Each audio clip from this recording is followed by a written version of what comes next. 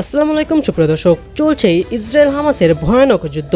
শুরুতে আমরা জেনে নেব আজকের আন্তর্জাতিক তাজা সংবাদ শিরোনাম। ভারতে আধা সামরিক বাহিনীতে বাড়ছে আত্মহত্যা ও চাকরি ছাড়ার হার। আর এদিকে বাংলাদেশ মিশনে হামলা, হিন্দু সংগঠনটির বয়স মাত্র 1 সপ্তাহ। আর এদিকে উত্তর কোরিয়া ও রাশিয়ার মধ্যকার সামরিক চুক্তি কার্যকর। আর এরপরই থাকছে কয়েক সপ্তাহ পর আবারও গাজায় যুদ্ধবিরতির আলোচনা শুরু।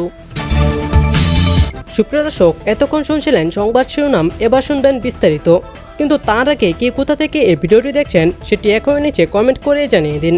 আর আপনি যদি এই চ্যানেলে নতুন হয়ে থাকেন তাহলে এখনই এই চ্যানেলটিকে সাবস্ক্রাইব করে দিন, যাতে যে কোনো ধরনের আন্তর্জাতিক খবর আপনার মোবাইলে সবার আগে পেয়ে যান। শুরুতেই থাকছে ভারতে আধা সামরিক বাহিনীতে বাড়ছে আত্মহত্যা ও চাকরি ছাড়ার হার। ভারতে গত 5 বছরে আধা সামরিক বাহিনীতে আত্মহত্যার সংখ্যা 730টি।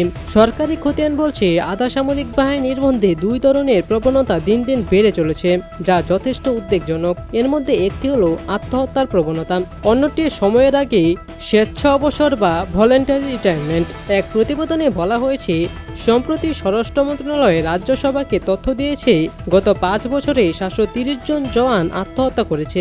অন্যদিকে 55,000 জওয়ান হয় চাকরি ছেড়ে দিয়েছে, নয় স্বেচ্ছায় অবসরে নিয়েছে।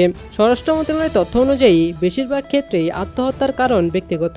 তাই এই পরিস্থিতিতে আধা সামরিক বাহিনীর জন্য কেন্দ্রীয় কার্যালয়ের পরামর্শ হলো 100 দিনের ছুটিকে আরও বেশি করে কার্যকর করা হোক। প্রতিবেদনে আরও বলা হয়েছে, আধা সামরিক বাহিনীর এসব সদস্যকে দীর্ঘ সময় ধরে ডিউটিতে থাকতে হয়, কাউকে আবার অনেকক্ষণ না ঘুমিয়েও থাকতে হয়। তাদের জীবনযাত্রা আর 5 জন নাগরিকের থেকে অনেকটাই আলাদা। এরই মারাত্মক প্রভাব দেখা যাচ্ছে নানাভাবে। আত্মহত্যার কারণ খতিয়ে দেখতে মন্ত্রণালয়ের পক্ষ থেকে একটি টাস্ক ফোর্স গঠন করা হয়েছিল। সেখানে দেখা গেছে 80% আত্মহত্যায় জওয়ানদের ছুটি নিয়ে বাড়ি ফেরার পর সংঘটিত হয়েছে। বেশিরভাগ ক্ষেত্রে আত্মহত্যার কারণ দেখা গেছে পরিবারের কারো মৃত্যু বা স্ত্রী অথবা স্বামীর মৃত্যু। অপর কারণ হিসেবে দেখা গেছে বৈবাহিক জীবনের অশান্তি বা বিবাহ বিচ্ছেদ। এছাড়াও আর্থিক অনটন, ছেলে মেয়েদের পড়াশোনার সুযোগ ঠিকমতো দিতে না পারার কারণেও বেশ কিছু আত্মহত্যার ঘটনা সংঘটিত হয়েছে বলে জানা গেছে। পরিস্থিতি সামাল দিতে এই অবস্থায় বিশেষ নীতির কথা ভাবা হচ্ছে। আধা সামরিক বাহিনীর মানুষরা যাতে পরিবারের সাথে আরো বেশি সময় কাটাতে পারে সে ব্যবস্থা করে দেওয়া জরুরি বলে মনে করছে মন্ত্রণালয়। এদিন কেন্দ্রীয় স্বরাষ্ট্র মন্ত্রণালয়ের প্রতিমন্ত্রী নিত্যানন্দ রায় রাজ্যসভায় বলেন, চলতি বছরের অক্টোবর মাসে মাত্র 6,302 জন সেনা তাদের পরিবারের সাথে 100 দিন সময় কাটিয়েছে।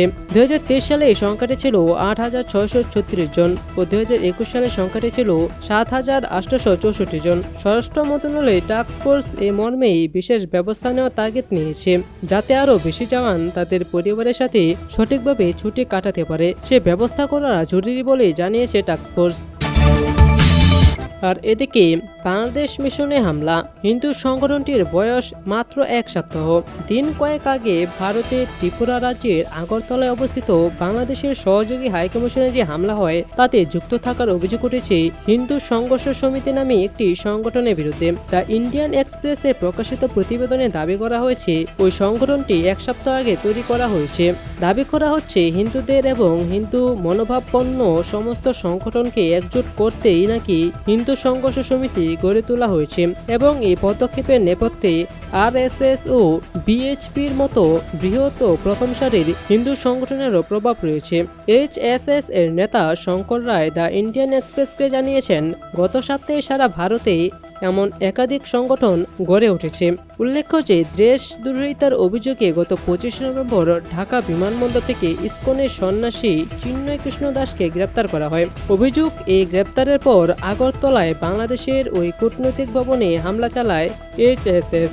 ওই ঘটনার জন্য 7 জনকে গ্রেপ্তার করা হলেও পরে তাদের জামিনে মুক্তি দেওয়া হয়। ইতিমধ্যেই বজরং দল জানিয়েছে HSS এর সাথে অবশ্যই তাদের যোগাযোগ রয়েছে, কিন্তু বাংলাদেশি কূটনৈতিক ভবনে যে হামলা চালানো হয়েছে তার সাথে তাদের কোনো সম্পর্ক নেই। এই প্রেক্ষাপটে বাংলাদেশ সীমান্তের কাছে আগরতলায় একের পর এক বিক্ষোভ ও প্রতিবাদ কর্মসূচি পালন করে চলেছে বৈদিক ব্রাহ্মণ সমাজ, জাগো হিন্দু জাগো, সনাতনী যুব নামে বিভিন্ন সংগঠন। আসামেও একই ধরনের প্রতিবাদ কর্মসূচিতে সামিল হয়েছে সনাতনী ঐক্যমঞ্চ নামে একটি সংগঠন। আগরতলার হামলার ঘটনা নিন্দা করলেও বিশ্ব হিন্দু পরিষদের নেতা পূর্ণচন্দ্র মণ্ডল বলেন, আমার মনে হয় বাংলাদেশে যা ঘটেছে এ ঘটনা আদতে তারই বিরুদ্ধে মানুষের স্বতঃস্ফূর্ত প্রতিবাদ। তিনি আরো বলেন, যখনই বাংলাদেশে কোনো ঘটনা ঘটে হিন্দুদের দুর্ভোগ পোহাতে হয়। হাসিনার সময়ও এমন হয়েছে, এখনো হচ্ছে। এ ধরনের ষড়যন্ত্র ও অত্যাচার বন্ধ হওয়া দরকার। আমরা ওদের স্বাধীনতা অর্জন করতে সাহায্য করেছিলাম, ওরা যদি না বদলায় তাহলে ভারতেরও বাংলাদেশকে বয়কট করা উচিত। আর এদিকে উত্তর কোরিয়া ও রাশিয়ার মধ্যকার সামরিক চুক্তি কার্যকর হচ্ছে।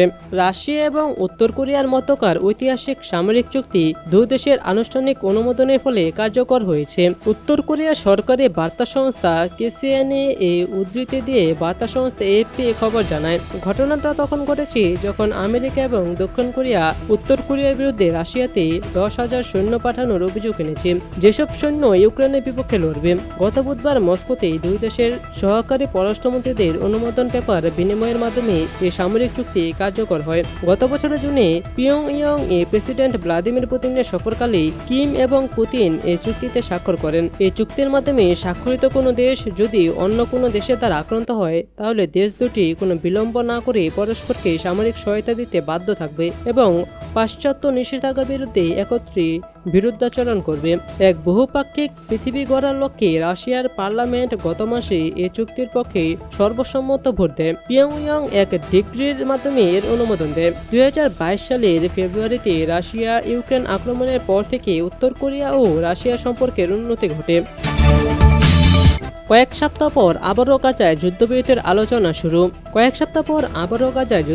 আলোচনা শুরু হয়েছে। হামাসের রাজনৈতিক ব্যুরোর এক কর্মকর্তা বার্তা সংস্থা এপিকে এই তথ্য জানিয়েছে। হামাস জানিয়েছে, গাজায় একটি যুদ্ধবিরতি চুক্তি নিয়ে ফিলিস্তিনি প্রতিরোধ আন্দোলন ও ইসরায়েলের সাথে আলোচনা শুরু করেছে আন্তর্জাতিক মধ্যস্থতাকারী পক্ষগুলো। তারা আশাবাদী যে এই আলোচনার মধ্য দিয়ে 14 মাস ধরে চলা গাজা যুদ্ধের অবসান ঘটবে।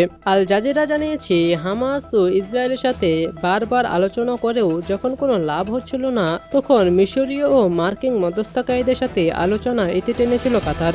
এরপর থেকেই থেমেছিল যুদ্ধবিরতি ও বন্দি বিনিময় চুক্তির আলোচনা।